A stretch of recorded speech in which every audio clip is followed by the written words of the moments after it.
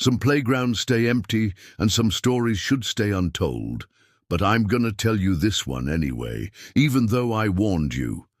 In the bleak midwinter of an unnamed small town, the residents lived in bleak and depressing houses, which they heated with bleak and depressing fires, presumably made of bleak and depressing wood from bleak and depressing trees in bleak and depressing yards. It was a bleak and depressing town, and I'm sorry to say it, but the sun was pretty bleak and depressing too, because it never seemed to shine.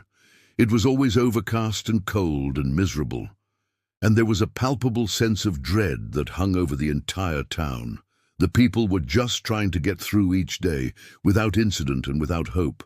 There was nothing to look forward to in this bleak and depressing town. That was, of course, until one day when something happened that, well, let's just say it gave them something to look forward to. The only spot of joy in this sad sack town was an old playground at the edge of town. There were swings and a slide and a jungle gym and monkey bars. It was all pretty old and dilapidated, but the town's only child, a girl named Mia, loved it dearly. She spent all of her free time here and wished that she had friends to share it with. But unfortunately, Mia's parents kept her inside most of the time. They said that the outside world was too dangerous and there were things out there that would harm her. But Mia didn't listen. She knew that her parents were just being overprotective, so she snuck out whenever she could and went to the playground. And one day, something incredible happened. Mia found a rusty old swing set, but it wasn't the swing set that was incredible. It was the fact that the swing set was moving. Mia hid behind the jungle gym and watched as the swing set swayed gently back and forth under the cloudy sky. Then she heard a soft voice. "Hello?" The voice was raspy and weak like an old man's. "Hello?" Mia whispered back. "Who's there?" "It's me," the voice said. "I've been waiting for a friend." And just like that, Mia had a friend. Every day after school, Mia ran to the playground and sat on the swing. She talked to her new friend, and he told her stories about the old town, about how it used to be filled with happy children who played here every day. He told her about the baker who made the best apple pie in the world.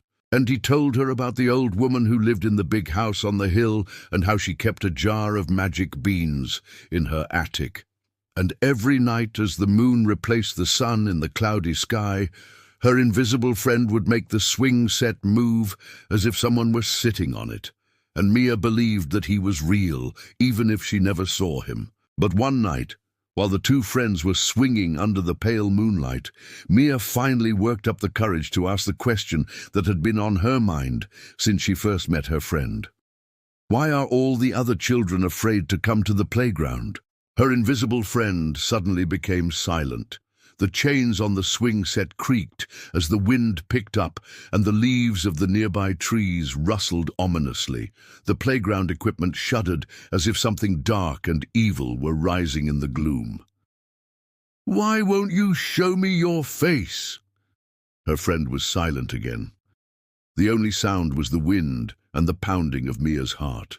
Then her friend finally answered in a low and raspy voice, "Because once you see me, you must stay here forever." Before Mia could reply, a cold breeze suddenly swept across the playground. The lights flickered and died, plunging them into darkness. The chains moaned and creaked, and when Mia turned to her friend, his voice was gone. In panic, she jumped off the swing and ran as fast as she could away from the playground, away from the town, away from her bleak and depressing life, and no one ever saw her again. Some say that she ran away from home and joined a traveling carnival. Others say that she ran away to join the circus. But I think that she stayed out in the bleak and depressing wilderness where no one could find her, not even her parents.